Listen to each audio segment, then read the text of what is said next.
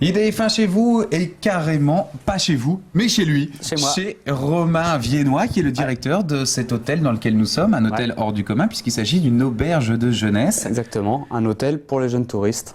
Alors, l'auberge de jeunesse, ça vient d'où ce concept? Alors, c'est un vieux concept qui c'est né dans les années 30 en fait, de mouvements pour la paix dans le monde, après la Première Guerre mondiale en fait. C'est parti d'Allemagne, c'est parti d'Alsace par exemple, et ça s'est développé essentiellement de manière associative. Et c'est parti d'Allemagne. Beaucoup, ouais. Et ça s'est énormément développé dans le monde anglo-saxon. Exactement. Ensuite, c'est un concept qui a vraiment pris dans le monde anglo-saxon. Des opérateurs privés comme nous se sont mis sur le marché, si bien qu'aujourd'hui, on a un métier, enfin, on a une offre dans quasiment tous les pays du monde. On peut trouver ce produit-là. Et jusqu'à là, à Paris, il n'y avait quand même pas grand-chose sur le marché de l'auberge de jeunesse. Il y avait quelques établissements associatifs qui sont là depuis assez longtemps.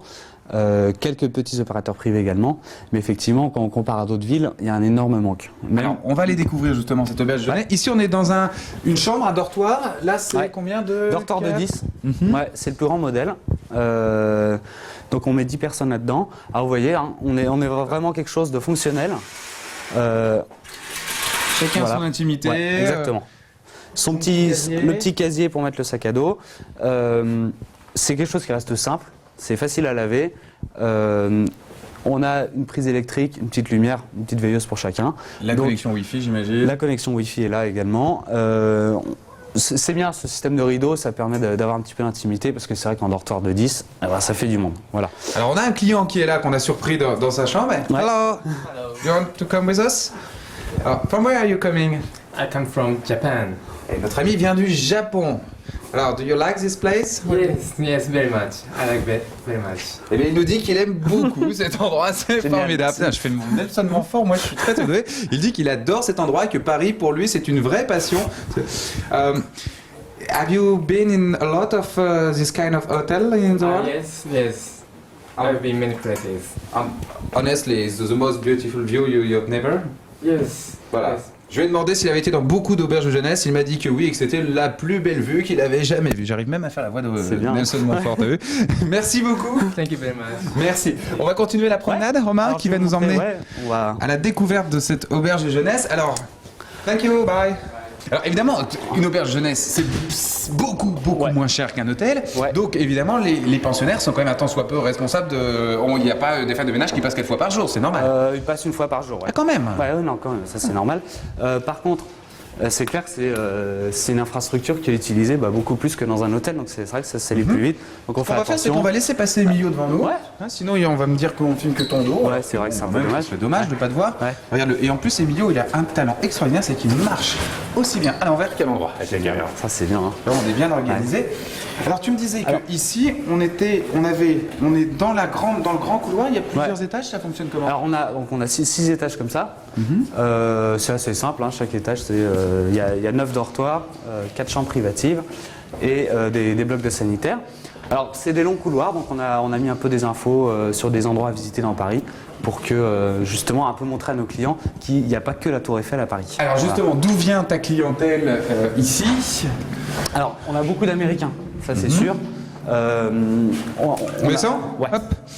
Beaucoup d'Américains. Ouais, on a beaucoup d'Américains, beaucoup d'Australiens. Les Australiens, c'est une clientèle qui est vraiment habituée aux produits et qui vient en particulier chez nous parce que on a un bar, on a de l'ambiance. C'est une clientèle qui aime faire la fête. Pas mal de Britanniques également qui viennent en week-end à Paris.